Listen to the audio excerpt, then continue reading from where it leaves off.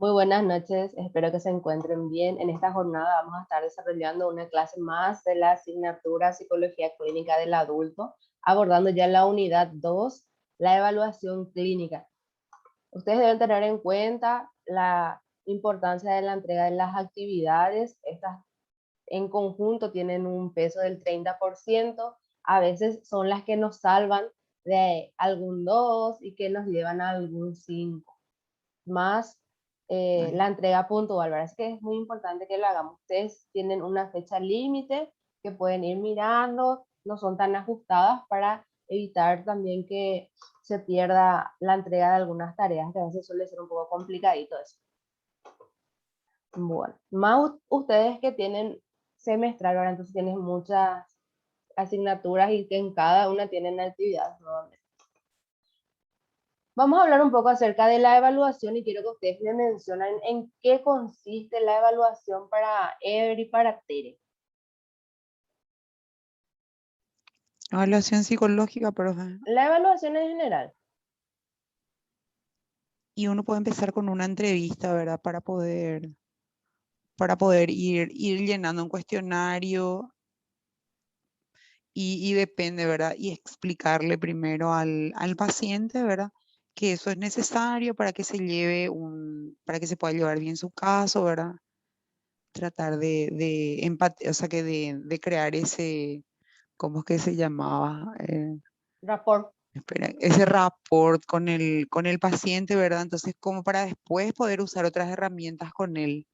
Sí, nosotros desde el inicio, ya desde que el paciente usuario entra a nuestro consultorio, ya le estamos evaluando, ¿verdad? A veces no Sí, tan de manera estructurada, pero ya vemos su vestimenta, ya tenemos en cuenta, por ejemplo, si le trae a su mamá, si es que viene solo. sí. En el caso de los adolescentes, muchas veces ese es un factor determinante para la apertura, porque si es que él solicita irse a un psicólogo, en teoría va a estar más abierto para dialogar, se va a mostrar un poco más extrovertido, pero en caso Mm. contrario, nosotros vamos a ver que está bastante cerradito el sujeto de evaluación. Y todo inicia ya desde que entra a nuestro consultorio, a veces ya desde que realizan la consulta por teléfono preguntando a la psicóloga fulanita, sí, y ya te dice su edad, algunos ya quieren ahora mismo la consulta, a otros sí que en medio que tienen miedo de marcar, se acuerdan y se acuerdan, no ya decidí a qué hora lo que quieren Mm. irse, ni si con qué tipo de psicóloga, con qué especialista debe ir nuevamente, porque sabemos que dentro de esta área hay nuevamente subespecialidades. Y nos define a la evaluación como una estimación de valor o mérito, basado muchas veces en la observación y en nuestros sentidos, ¿verdad? Pero nosotros normalmente nos pasamos evaluando, estimando el valor a los diversos sujetos. Yo particularmente a veces tengo, ¿verdad? Mi evaluación a nivel un poco más personal, le digo, quiero estar con ese grupo porque ese grupo es abierto, dialoga constantemente, menciona, interactúa. En tanto con el otro grupo no me quiero ir porque, por ella le digo, y tengo que estar un poco más estructurado todo, ¿verdad? Porque, acuerda, y exigente, ¿verdad? Pero realizamos constantes evaluaciones, no solamente en el ámbito Profe, educativo. ¿Sí? tengo una consulta. En tu Mm. rol de evaluadora, que 24 horas también. No, no, 24 horas no, porque si no se... Y caputa la acá. Solamente es un... Profe, ¿Sí? sí, perdón. Sí, esto que estaba diciendo, profe, perdón. Te interrumpí. No, no me acuerdo lo que tenía que decir. Ay, profe, decime por qué una persona puede mentir mucho. Nosotros, por ejemplo, somos grandes, ¿verdad? Y Sí. nos damos cuenta de lo que nos enseñó nuestro papá y nuestra mamá y todo lo que aprendimos, cómo crecimos. Entonces tenemos ese discernimiento de saber lo que está mal y lo que está bien en nuestra vida y lo que tendríamos y no tendríamos que hacer. Pero una persona común, por decirlo así, que no estudia psicología, ¿por qué lo que tanto puede mentir? Por su forma de crianza, profe, por costumbre, por miedo, ¿verdad? Y hay factores intrínsecos y extrínsecos. Lo intrínseco podría ser intolerancia a la frustración, un poco de baja Mm, autoestima, podría llevar a tener también eh, falta de tipo que la gente le agarre, le sumerja en su entorno. Entonces tiende a mentir. Y luego tenemos el lado ambiental, que hace referencia a que su familia se miente mucho, capaz él Mm, o ella en constantes situaciones debe estar mintiendo para obtener satisfacción o satisfacer algún mm. tipo de necesidad, ya sea abrigo, techo, desde las básicas hasta llegamos nosotros a la autorrealización, que él mintiendo se siente feliz. Ya es un poco más Mm. somático, ¿verdad? Esos trastornos. Y hay gente que miente muchísimo. En todo caso, vive engañado, pero no se da cuenta, o vive Él engañada y no se da mismo cuenta. se está Sí, engañando. Y nosotros a no es veces nos engañarle a damos la... cuenta. Sí, Yo que ando mucho en el colectivo, hey, latino, me siento a veces en lugar privilegiado cuando estoy nada con alguna duda. O cuando tengo mi mente como para evaluar. Me siento y miro a la gente que se sube en el colectivo. Si escucha, está feliz eh, o está triste. Y la mayoría de la ¿Viste? gente... Yo por eso te preguntaba, profe. Una constante eso de vos hacer Eh, de manera interna, pero no exterioriza. no, pero eso, exactamente. eso uno ya tiene lo impregnado. Cuando estudias psicología, le estudias hasta el perro, al gato, y te das cuenta de las reacciones de la gente. Te das cuenta, "Ah, Así mira mismo. cómo puso su cara", o sea, que te dice, no, no hay problema, pero su cara por el piso no le gustó, evidentemente. Así. Yo me pasaba hace un poco de tiempo, mi sobrina tenía pato. Mi tía le regaló pato y ella tenía su Ay, patito, qué yo tenía lindo. acá en casa. Después ella ña granja, ¿no? Después tenía su gallina. Ay, era una tortura, una constante, porque el pato, nosotros hacemos una comparación con los animales y el ser humano. Y estos patos se defendían entre sí del macho que le quería acosar a la patita más joven, ¿verdad? Y veíamos nosotros que la Chulín. patita más vieja le cuidaban a la más joven para que el otro no le acose, porque era muy grande y todo eso. Luego hicimos un análisis de la gallina, ¿verdad? Todo con eso empírico, basado nomás en... No hay nada Sí. escrito.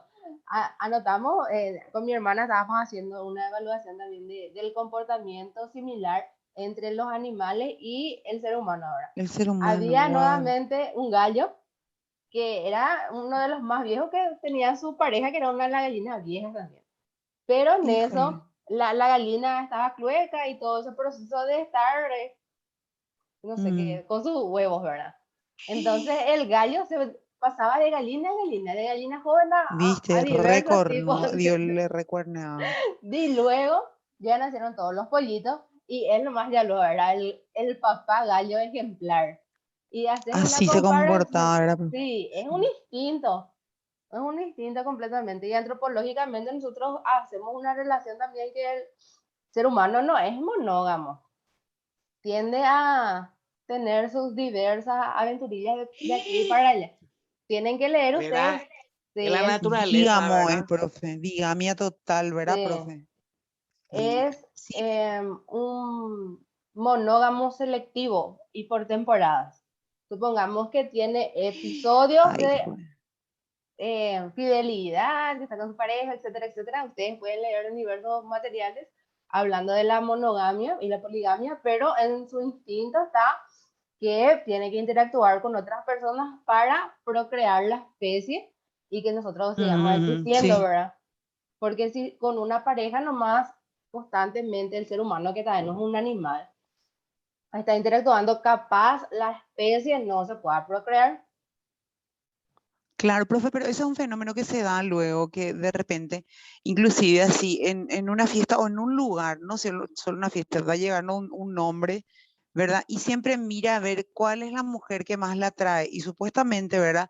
Se desarrollan un montón el famoso que uno dice, tienen química, ¿verdad? Pero casi siempre busca la mujer más linda o la mujer que más la atraiga, y es como que sus feromonas, todo eso se despiertan como para que él pueda procrear con esa mujer. Entonces, supuestamente hay así unos rasgos que también la mente del hombre tiene en cuenta como para poder mejorar la especie, ¿verdad, profe? Así mismo, la selección Yo natural leí de la eso. especie.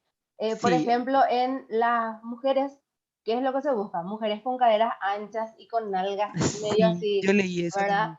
porque en teoría le va a ser más fácil darle hijos.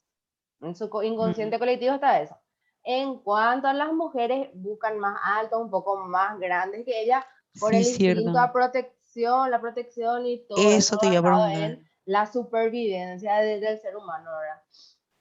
Nosotros somos animaletes, Quiere animaletes decir que rellenos. eso es inconsciente, profe. Definitivamente O sea, sí, ¿eh? nosotros también buscamos a alguien así, ¿cierto? Es alguien que nos proteja. Entonces, como que sus brazos grandes o largos te van a, o sea, que te van a dar abrigo. Entonces, en un sentido simbólico, ¿verdad? Pero que La se da. altura. Simbólico. Totalmente, nada simbólico Ever tiene, simbólico. ¿verdad? No, No, para nosotras sí, pero no, para las que no saben, no. no. Así. Y nosotros que entendemos un poquito más de eso, hablamos, ¿verdad? Lo antropológico, de lo fisiológico y también que existen diversos aromas que nosotros expedimos también en el proceso de selección de personas que nos van a llamar la atención. Obviamente nos gusta más aquello que tiene el rico perfume y Antonio Banderas no va a basarse en cualquier cosa para hacer un perfume tan lindo y que cualquier espécimen no tan evolucionado con su perfume ya no sea atractivo, ¿verdad? Porque tenemos en cuenta también esos aromas y con las mujeres también. ¿Verdad? ¿Vos cómo te gustan las chicas? Y la verdad que me gusta la diversidad. El perfume, Como el gallo, el gallo ya era. la diversidad, Leo. Profe, yo por ejemplo No, tengo una Sí. hermanita vos sabés menor. que ¿Eh? vos lo que mencionaste, profe, el tema del olor de repente es importante. O Sí, sea, cierto. eso es lo que percibo yo, ¿verdad? Después ya, Sí, en algo más instintivo en realidad, bueno, al menos no lo que me sé, suele pasar. Es bastante instintivo realmente. ¿Tere? no sé, no sé. Yo por ejemplo, así ese tema de los olores, por ejemplo, yo no aguanto el yurune. Pero eso ya es más Yo notable hablaba, ya yo que hablaba del perfume, porque del si vos el perfume. perfume usás y mezclas con, no sé, las feromonas se mezclan con el perfume y cada uno tiene su aroma propio y Sí, es algo único también, ¿verdad? así Como se huele mismo. al Profe, alquilar.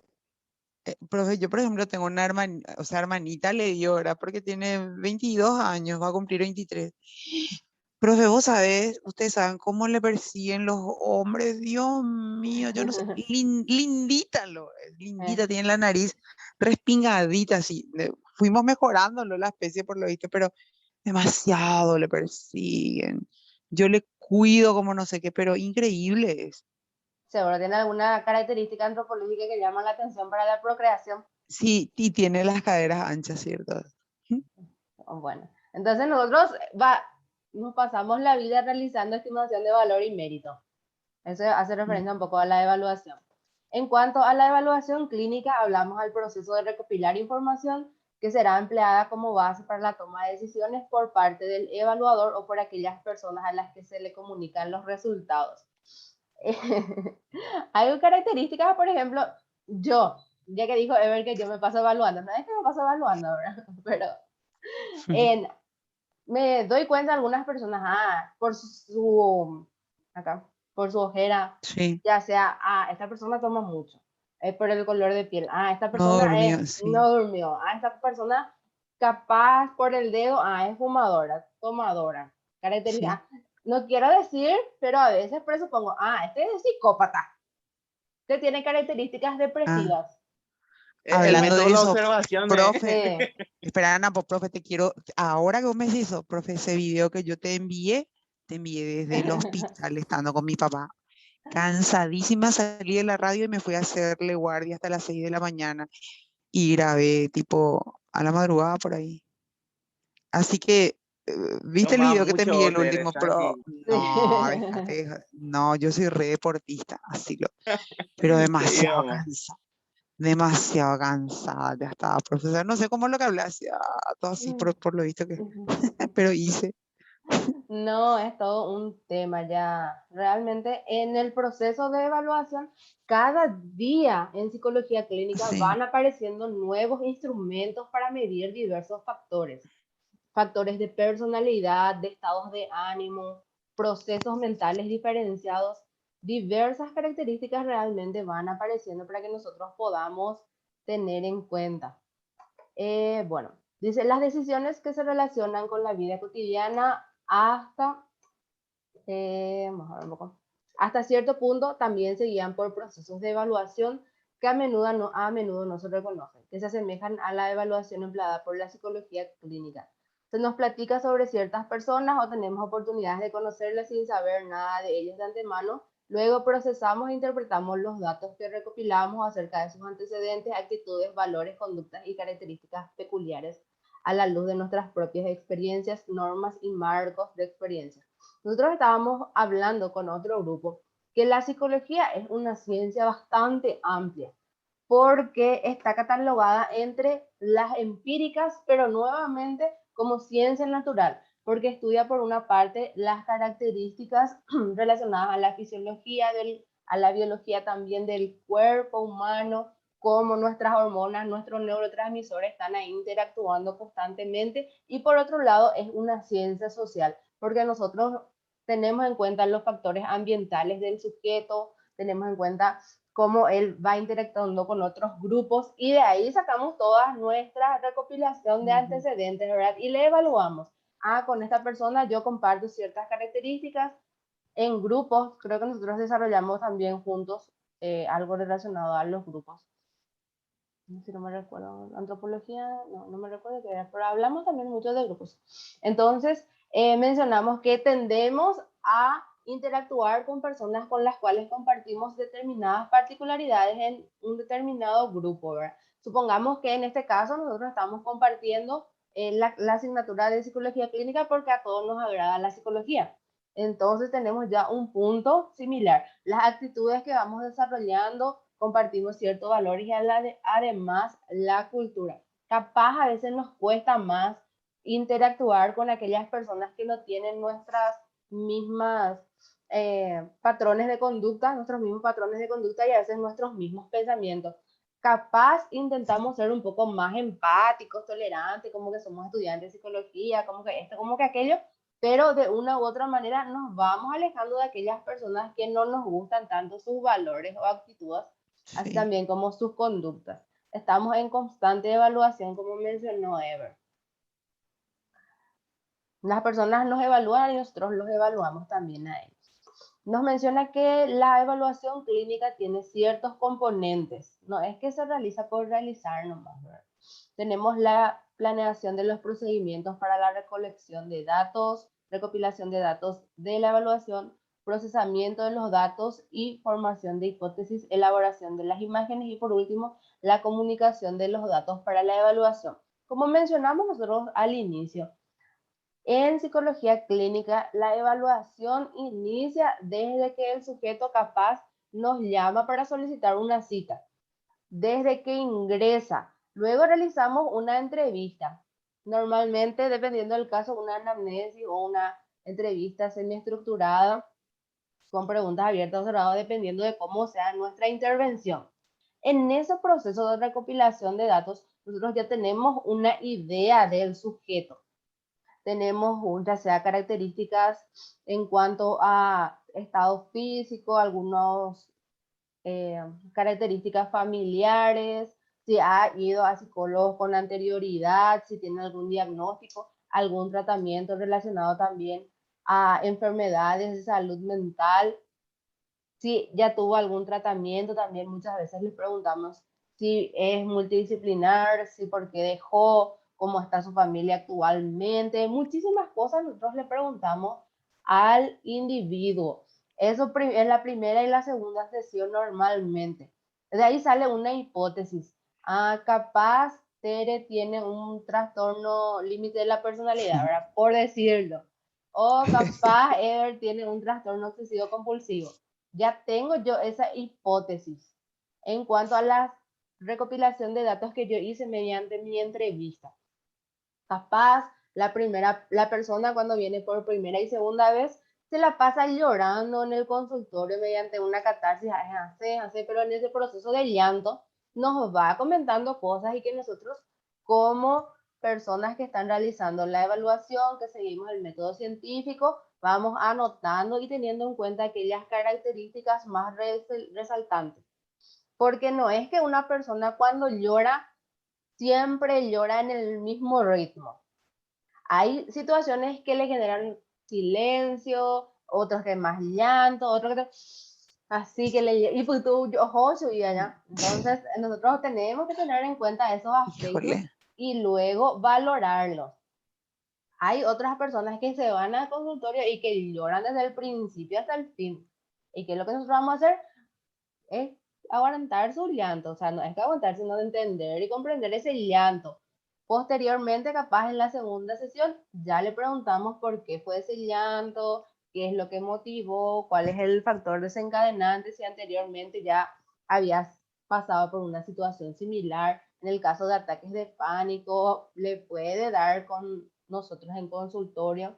Entonces debemos intervenir, pero no le preguntamos en ese momento: ah, Tere, decime un poco por qué lo que tuviste ese ataque de pánico, qué es lo que te desencadenó, sino que en la siguiente sesión, luego de realizar un poco de ejercicios de relajación y oxigenación, vamos a realizar las preguntas, porque no podemos realizar ninguna intervención si la persona está muy mm, cansada, no Alterado. abierta, alterada, si está así muy conflictuada. Debemos disminuir esos Mm, niveles para poder trabajar con ella. Y si es la primera sesión ah, que pasa llorando, bueno, le dejamos que llore. En la segunda, tipo que va a empezar a llorar y trabajamos ya con estas técnicas de relajación y oxigenación para que podamos llevar adelante nuestra intervención. De ahí nosotros vamos a sacar una idea de qué es lo que la persona, por qué es lo que está pasando, cuál es la situación desencadenante. A veces está hablando bien, sobre todo Ever me está contando las cosas, me está comentando, y posteriormente yo le pregunto algo y de la nada no me dice, ah, esta cosa me trae algún conflicto interno, me da tristeza, melancolía, sino que comienza a llorar. Lo mismo puede ocurrir con Tere, ¿verdad? Así que debemos tener en cuenta eso. Comenzó a llorar cuando se le tocó tal pregunta. Muchas veces, dependiendo del tipo de psicólogo, de la intervención y de la escuela a la cual pertenece, se realizan las grabaciones, ¿verdad? Pero todo eso antes se debe firmar un consentimiento informado en el cual la persona acepta que la sesión sea grabada, filmada, porque en caso contrario no podemos utilizar la grabación ni nada, ¿verdad? Pero hay situaciones en las que se utiliza. Ustedes saben que en intervenciones clínicas, pero en contextos un poco para alguna resolución en cuanto a divorcio, niños y todo eso, se utilizan las filmaciones para valorarlas, ¿verdad? Y luego, por último, tenemos la evaluación de la comunicación de los datos, porque nosotros vamos a tener una hipótesis y con otros test, tenemos una hipótesis que la creamos mediante la entrevista y la confirmamos mediante instrumentos validados, llámese test, psicométricos o proyectivos, y luego le vamos a comunicar al sujeto qué es lo que le salió y posteriormente viene la intervención ya o el tratamiento basando nuevamente en la teoría de la escuela a la cual nosotros pertenecemos, porque cada uno va a elegir un tratamiento diferente, dependiendo de su profe, formación académica, ¿sí? profe, decime, ¿hay psicólogos que utilizan todavía la hipnosis? ¿Y qué tan positivo es utilizar? Yo había escuchado que existe todavía personas que utilizan la hipnosis, pero ya no es más la de antes, sino que es como un Ah, estado de relajación en la que está ingresando el sujeto. Entonces es una relajación muy profunda ya, pero no es la hipnosis así como se muestra en como una, y en como la una tele. sugestión también, ¿verdad? Sí, es más, Relajación, así acompañada. sí, para que Yo él, tengo, sí, disculpen, yo tengo un amigo que se recibió ahí en la Decime. UPAP, en Pierre Fachard, y él hace hipnosis, en siendo psicólogo y todo, e inclusive su tesis se basó en eso y él a través de las redes sociales eh, promociona que él hace ese tipo de terapia de hipnosis. sí, y Mm, ahí se hay que tener cuidado. trabaja con un tipo de hipnosis que es la hipnosis ericksoniana. Entonces ellos Mm, trabajan en este estado no de completa inconsciencia, pero sí de relajación profunda con música, meditación y todas esas cosas que van Sí, relacionadas con la hipnosis. a- así mismo. Yo presencié en realidad una sesión y tienen un relojito, o sea, tienen el relojito este el que hace el tic-tac y así como decís, ponen la música así armoniosa, así como también el saumerio. Nosotros debemos tener en cuenta que existe una preparación así específica para la hipnosis, porque cuando nosotros indagamos en el ser humano tiene su yo, que es lo que muestra al mundo.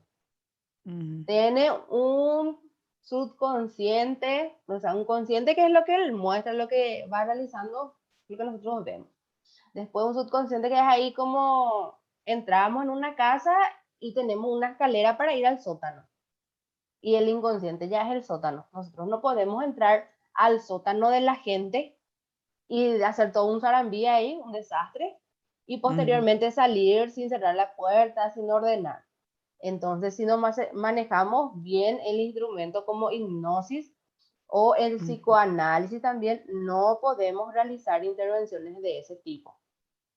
Debemos estar bastante formados porque en vez de cerrar el círculo, nosotros vamos a hacerlo más grande y puede desencadenar otros trastornos, pánico, ansiedad, que son una de las características o uno de los síntomas más predominantes. Ya macanea, macanea, ay, te de gente. La locura No, normalmente ya no se Híjole. utiliza actualmente como término para llamar a un sujeto rápido, puede desarrollar algún trastorno más profundo. O sea que uno saca algo de su inconsciente y tiene que poner otra cosa ahí, ¿verdad? Sí, tiene que darle herramientas para que pueda vivir con esa particularidad que nosotros hemos emergido, porque todo está sumergido. En algún momento emergen sí. cosas por situaciones, por preguntas. Hay Yo, preguntas socráticas que vos le haces a la persona a qué sentido tiene tu vida. Y en ese qué sentido tiene tu vida, nosotros le podemos llevar a un suicidio a la persona si es que no trabajamos en que la persona encuentre su sentido de vida. ¿Ever? sí, profe, con respecto Híjole, a ahí de lo así. que estábamos hablando, el tema de la hipnosis, ¿verdad? Una chica fue la que se hizo el tema de la hipnosis y ella yo viéndola, ella estaba volviendo a rememorar una experiencia y es como algo muy vivo, y, tus emociones están a flor de piel y ella después se despertó llorando. Ujú. Eso es como vos mismo lo manifestás, profe, tenés que cerrar bien las puertas y no es así porque sí nomás entrar en el inconsciente de una persona. No, no, es entrar nomás en la casa y hacer todo zaramilla y dejar así. Tenemos que hacer algo para Profe, reordenar aquello, ¿sí? hablando así de despertar llorando, a mí, por ejemplo, vos sabés que yo le perdí a mi hija, ¿verdad? O Sí. sea que a mí me pasó en varias oportunidades eso de estar despertándome, pero estar llorando, pero llorándolo. Y después me doy cuenta que tuve un sueño con ella, ¿verdad? Tipo que sueño que fallece, ¿verdad? Y que yo no puedo creer, ¿verdad? Y me da miles de emociones, no te puedo decir cómo me siento, miles de emociones encontradas, porque me doy cuenta que es la realidad, si no sueño que está viva y después me despierto y veo, que no, y estoy llorando. Y yo asumo, o sea, pienso que mi inconsciente sabe lo que realmente pasa y que no quiere aceptar el despertarse, ¿verdad? Cosas así. Cuando nosotros tenemos en cuenta el duelo, por ejemplo, que habíamos hablado también con Tere, Mm, según un libro que yo había leído, nos menciona que la mayor pérdida que tiene el sujeto está asociada a la pérdida de la pareja. Y como segundo duelo ah, bastante drástico que nosotros tenemos que abordar es la pérdida de un hijo. ¿Por qué dice primero que la pérdida de una pareja? Hablando un poco de estas mm, parejas que tienen años y años ya juntos, estos que tienen 50 años de convivencia y que ay, ahí a la pérdida de su pareja puede generar duelos traumáticos. Y como mm, segundo puesto, vamos a decirle en segunda posición, tenemos la pérdida de los hijos. Y nos dice que estas pérdidas se procesan de manera más lenta. ¿Cómo nosotros le vamos a pedir a una madre que en 6 mm, meses 6 meses normalmente nosotros diagnosticamos depresión. En 6 meses un duelo por la pérdida de un hijo o una pareja todavía no se procesa.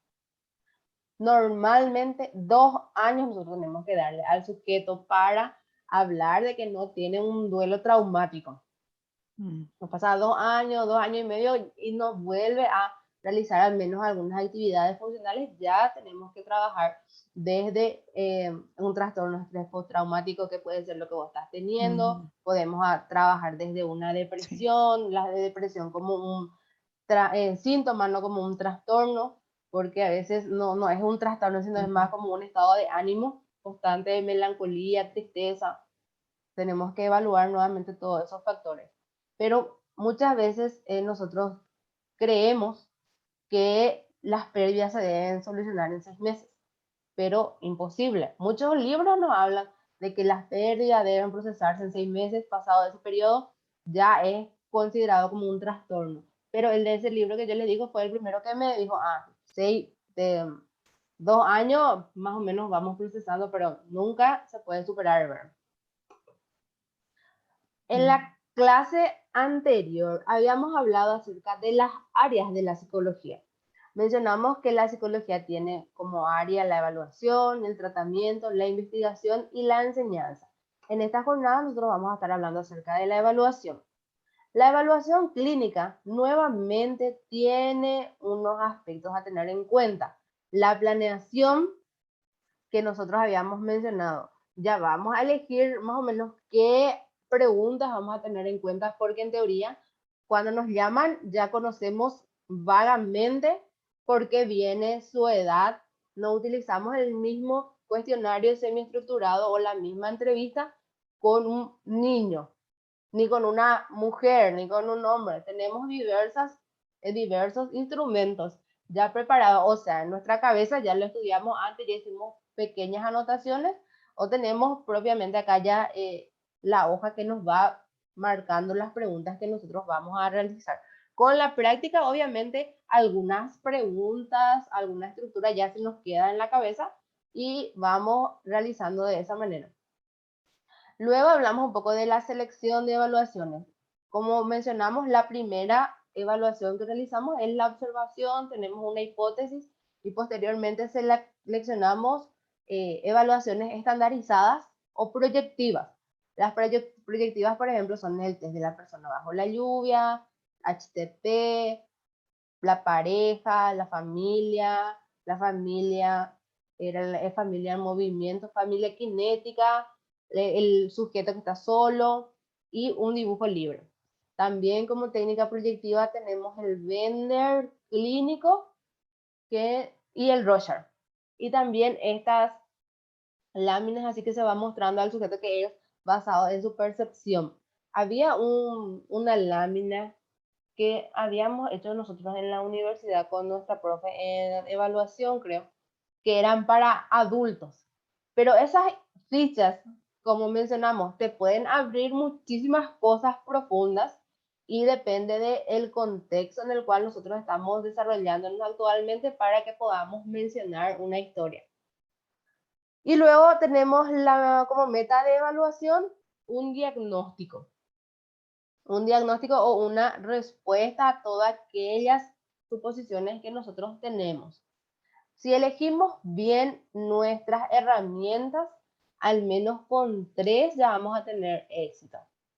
También depende de la apertura del paciente y de nuestra preparación, porque capaz yo una vez nomás trabajé con ese tipo de paciente, capaz no me tocó todavía ese tipo de caso, entonces me cuesta un poco más todo el proceso de planeación y yo no llego a mi meta de diagnóstico. Pero, ¿qué es lo que nos pasa también en psicología? Que a nosotros se nos pega ciertas patologías. No es que nosotros vamos a desarrollar cierta o tal patología, sino que capaz a mí se acercan más personas con depresión. A Tere se le pegan más gente que personas se quiere con suicidar, violencia. profe. Sí, gente que No se sé, quiere pero suicidar. a mí, por ejemplo, sí, profe. Muchísima gente que se quiere suicidar. 7 personas ya, profe. Inclusive entre los pacientes que yo atendí. Y yo digo, ¿qué es lo que esto es? Inclusive por eso yo empecé a estudiar psicología. Se te pegan los casos, realmente. Sí, No es porque vos estás eligiendo, pero te vienen. A mí no, se me sí. pegaron en un tiempo casos de espectro autista. Todos mis pacientitos En estaban en el serio, espectro. Sí, chulo. todos mis pacientitos estaban en el espectro. Oye, ese día hablábamos nosotros, pero con otros profesionales no sabrían. Y por Mm. otro lado, ya cuando hablo un poco de gente adulta, me toca mucho depresión o problemas de pareja. Pero yo no quiero tratar con problemas de pareja, pero Sí. parece que acarreo luego eso. La Eh, psicóloga tiene la culpa, van a decir, no la mentira. psicóloga tiene la culpa, ¿verdad? Pero cuando tendés a constantemente te viene ese tipo de casos, vos ya estás más preparada para afrontar. Me vino mucho caso de depresión y depresión por pérdida de pareja, ¿verdad? Entonces, hay muchísimo, ese de todo, este año ¿Cómo fue se trata eso, profe? Una depresión. depresión así por pérdida de pareja, difícil de tratar. No, no es tan difícil, depende de Más la persona, cognitivo, más más cognitivo cognitivo conductual, conductual, ¿verdad, profe? sí, más cognitivo conductual. Algunos estaban ya muy al borde, bueno, vamos al psiquiatra y luego trabajamos, pero es bastante cognitivo conductual lo que se va abordando. Sí. Cambio de pensamientos negativos por positivos, fijarnos metas, Mm. eh, evaluar la situación, el darse cuenta del contexto en el cual está viviendo. Nosotros le vamos a decir, ¿y qué sentís cuando está con ella? ¿O qué sentís cuando está con él? Tal cosa, tal cosa, tal Ah, cosa. ¿Qué te hace pensar que eso te hace bien? Tal cosa, tal mm. cosa, tal cosa. Y bueno, así. Eh, pero bueno, Y si después le haces tienen, ver que es él y su mente nomás, no es la persona, la idea que él se está haciendo. exactamente. Eh, una pregunta que yo suelo realizar constantemente es, ¿a qué le temes por eso seguís con él? ¿O de qué tenés miedo? ¿Qué tenés miedo que le pase cuando no está contigo? En los hombres, ay, tengo miedo que esté triste, que no le pueda proteger, que tal cosa, Ujú. normalmente en los hombres. Y en las mujeres, tengo miedo a que no pueda conseguir más pareja, que se me pegue ese tipo de personas, etc. Pero no soy experta en pareja, pero siempre se me pega. Cuando Sí. hablamos como metas de la evaluación clínica, tenemos la clasificación, descripción y predicción. Una vez que nosotros hayamos obtenido un diagnóstico, lo vamos a clasificar. Ya sea esta una persona que tiene un trastorno determinado, como dijimos, puede ser un trastorno de la personalidad, algún trastorno esquizoide, algún trastorno del aprendizaje, varios aspectos que nosotros evaluamos desde la psicología clínica, capaz sea un trastorno por adicciones, dependencia, alguna cosa, trastorno obsesivo compulsivo de la personalidad, trastorno límite de la personalidad, trastorno por dependencia, puede ser un trastorno adaptativo, algún estrés postraumático, y le vamos a clasificar. Luego describimos qué es lo que vamos a describir, sus características particulares, capaz tenemos